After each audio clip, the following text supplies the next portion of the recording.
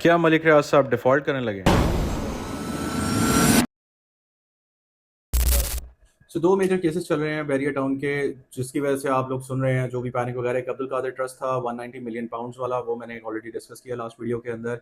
एक और मैं केस बताता हूँ जिसको अक्सर लोग कनेक्ट कर रहे हैं, वो बड़ा सिंपल है कि एक 2013 के अंदर बैरियर टाउन ने एक लैंड स्वैप किया था मलीर डिस्ट्रिक्ट के अंदर कराची में।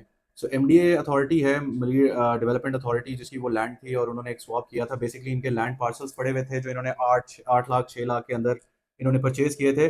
वो ये दे रहे थे उस जहाँ पर कराची सुपर हाईवे बनना था उसकी एवज। वो लैंड थोड़ी प्राइम लैंड आती है, प्राइम लोकेशन उसकी आती है हाईवे की वजह से।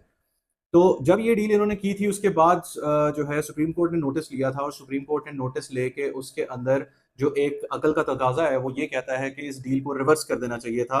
रिवर्स इन द सेंस कि इन्होंने जो अपने लैंड पार्सल्स दिए थे वो बैरियर को वापस दे दिए जाएं, और मलीर डेवलपमेंट अथॉरिटी के पास जो कराची सुपर हाईवे वाली जो लैंड थी वो वापस आ जाए। लेकिन अब मैं इसका कनेक्शन करना चाह रहा हूँ क्योंकि बहुत लोग ये डरे हुए हैं कि जी हमने जो प्रॉपर्टीज ली हुई हैं या जो बैरियर टाउन के अंदर होम बायर्स हैं उनके साथ क्या होगा। तो उसको मैं एक्सप्लेन करने के लिए बताना चाहता हूँ कि उस टाइम पे जो सुप्रीम कोर्ट था या जजेस के लिए जो चैलेंज था वो ये था कि जो पब्लिक इंटरेस्ट है, जिन लोगों ने उसके अंदर परचेजिंग की हुई है एमडीए वाली लैंड के अंदर, तो उनका क्या होगा।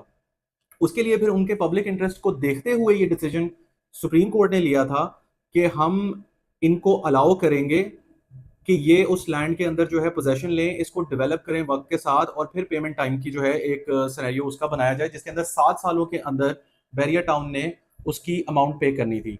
तो ये बताने का मकसद ये है बेसिकली कि हमेशा से जब भी कोर्ट कोई भी प्रोसीडिंग्स करता है तो पब्लिक इंटरेस्ट को सबसे पहले प्राइमरी फोकस रखा जाता है। कभी भी ऐसे नहीं होता कि लोगों को जिन्होंने यहाँ पर प्लॉट्स वगैरह चीज़ें परचेज की हैं उनको डिस्टर्ब किया जाए। जहाँ तक रह गई बात कि जो 460 बिलियन रुपीज़ का जो केस है कराची का मलीर डेवलपमेंट अथॉरिटी का, उसका क्लैरिटी का कॉन्सेप्ट बड़ा सिंपल सा था। वो ये है कि अगर बैरिया उसके ऊपर भी डिफॉल्ट करता है और उसके ऊपर पेमेंट नहीं करता, अभी इन्होंने रीअसेसमेंट की जो है वो एकर्स रीअसेसमेंट की वो करवाई हुई है, तकरीबन कुछ 17,000 एकड़ बनता है। तो वो एकर्स जिनकी पेमेंट आई हुई है उतने को एकर्स जो हैं वो इनको अलॉट हो जाएंगे, रिमेनिंग एकर्स जो हैं वो दोबारा से गवर्नमेंट उसके अंदर पोजेशन के अंदर चले जाएंगे। लोगों को जो कराची के अंदर जो ऑलरेडी डेवलपमेंट्स वगैरह हो चुकी हुई हैं वहाँ पर एडजस्टमेंट्स वगैरह मिलेंगी।